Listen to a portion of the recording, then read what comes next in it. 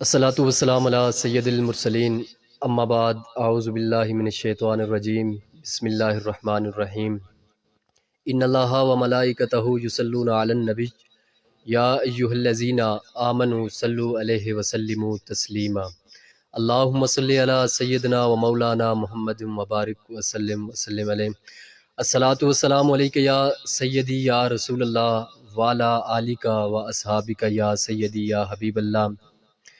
محمد کی غلامی دین حق کی شرط اول ہے۔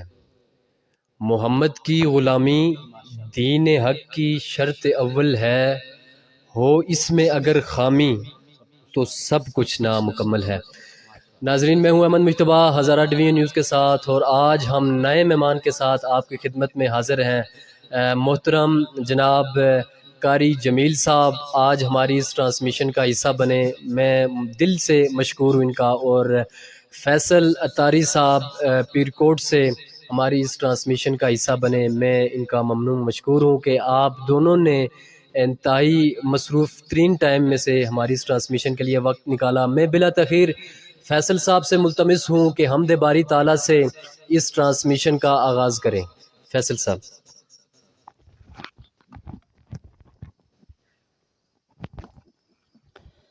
الحمدللہ رب العالمین والصلاة والسلام علی سید الانبیاء والمرسلین۔ نیت المؤمن خیر من عملہ، مسلمان کی نیت اس کے عمل سے بہتر ہے۔ میں بالخصوص جو ہے مشکور ہوں احمد مجتبیٰ صاحب کا کہ انہوں نے آج ہمیں موقع دیا، اور بالخصوص ان کی جتنی بھی ٹیم ہے ہزارہ ڈویژن کی، اللہ تعالیٰ ان کو مزید برکتیں عطا فرمائے۔ تو میں جو ہے ٹائم ضائع کیے بلا ٹائم ضائع کیے اپنے اس چیز کی طرف آتا ہوں۔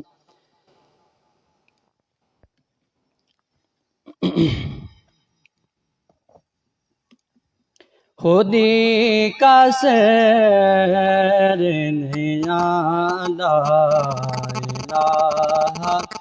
الا اللہ، لا الہ الا اللہ، خودی ہے تیرے فسان، لا الہ الا اللہ، لا الہ الا اللہ، لا الہ الا اللہ، لا الہ الا اللہ۔ یہ نغمہ فصل ہے گلولا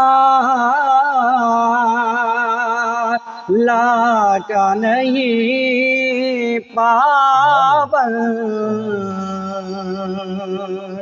یہ نغمہ فصل گلولا لا کا نہیں پابند، باغار گو کے خزاں، لا الہ الا اللہ، لا الہ الا اللہ۔ ماشاءاللہ، بہت ہی خوبصورت انداز کے اندر محترم فیصل بھائی ہدیہ نعت پیش کر رہے تھے۔ اللہ تبارک و تعالیٰ آپ کی آواز میں، علم میں، عمر میں مزید برکتیں عطا فرمائے۔ اب ہم حاضری لگوائیں گے مولانا صاحب کی خدمت میں۔ مولانا صاحب، سب سے پہلے تو آپ کا بہت شکریہ کہ آپ نے مصروف ترین ٹائم میں سے ہمیں ٹائم دیا۔ دو سوال آپ کے سامنے میں رکھوں گا جو کہ بہت ضروری ہے۔ ایک تو ہمارے بھائی نے ہمیں میسج پہ وہ سوال کیا ہے کہ آپ کی ٹرانسمیشن میں جو آپ کا مہمان آئے گا اس سے کرنا ہے۔ سوال یہ ہے قاری صاحب کہ روزے کی حالت میں کوئی بندہ بیمار ہو جاتا ہے تو کیا وہ انجیکشن لگوا سکتا ہے؟ میڈیسن چونکہ رمضان کی روزے کی حالت میں بندہ استعمال نہیں کر سکتا، تو سوال یہ ہے کہ روزے کی حالت میں انجیکشن لگوانا جائز ہے؟ شرعی حوالے سے اس کی کیا حیثیت ہے؟ رہنمائی فرمائیے گا ہمارے۔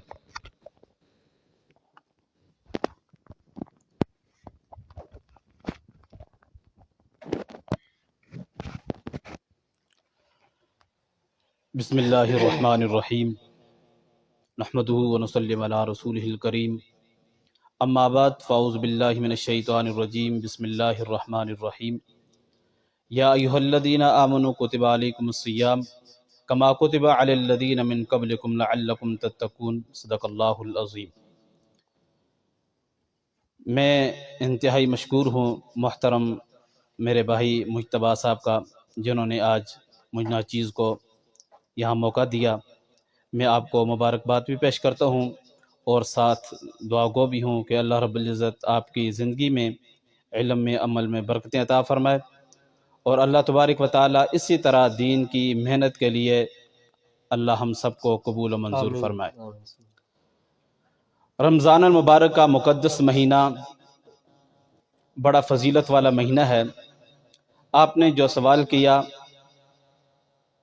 وہ یہ ہے کہ اس میں انجیکشن جو لگ جائے اس سے روزہ نہیں ٹوٹتا ہے، انجیکشن لگنے سے روزہ نہیں ٹوٹتا ہے، باقی وہ دوائی وغیرہ استعمال نہیں کر سکتا، انجیکشن سے روزہ نہیں ٹوٹتا ہے، وہ روزہ باقی رہے گا۔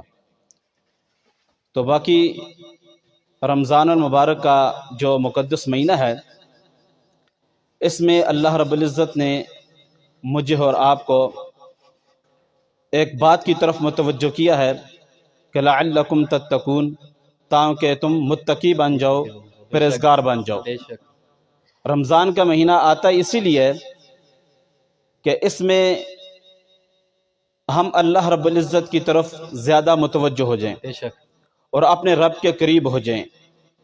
یہ ایک مہینہ ایک کورس کا مہینہ ہے کہ باقی چیزوں سے باقی دنوں میں ہم گناہ کرتے ہیں، فضول باتیں کرتے ہیں، لیکن رمضان کا جو مہینہ ہے اس میں ہم گناہوں سے بچ جاتے ہیں، غیبت سے بچ جاتے ہیں، منافقت سے اور جھوٹ بولنے سے۔ بعض لوگ اللہ رب العزت کے قریب ہو جاتے ہیں ذکر و اذکار میں، قرآن کی تلاوت میں، درود شریف میں، یعنی کہ بہت زیادہ اہتمام کرتے ہیں، رمضان المبارک کی قدر کرتے ہیں۔ رمضان المبارک کے روزے کی بہت ساری فضیلت ہیں، اور ایک تو اس کو غیبت سے بچانا ہے، جھوٹ سے بچانا ہے، باقی فضول باتوں سے ہمیں بچنا ہے، تاکہ ہم لعلکم تتقون پورے متقی اور پرہیزگار بن جائیں۔ رمضان کا مہینہ ہمیں درس یہ دیتا ہے کہ ہم اللہ کے قریب ہو جائیں، اللہ والے بن جائیں، قرآن کی تلاوت کرنے والے بن جائیں، ذکر و اذکار کرنے والے بن جائیں، تب جا کر ہم اللہ رب العزت کے قریب ہو جائیں گے۔ اور رمضان المبارک میں اللہ رب العزت روزانہ 10,000 جہنمیوں کو ان کی بخشش کر کے جنت میں داخل کرتے ہیں۔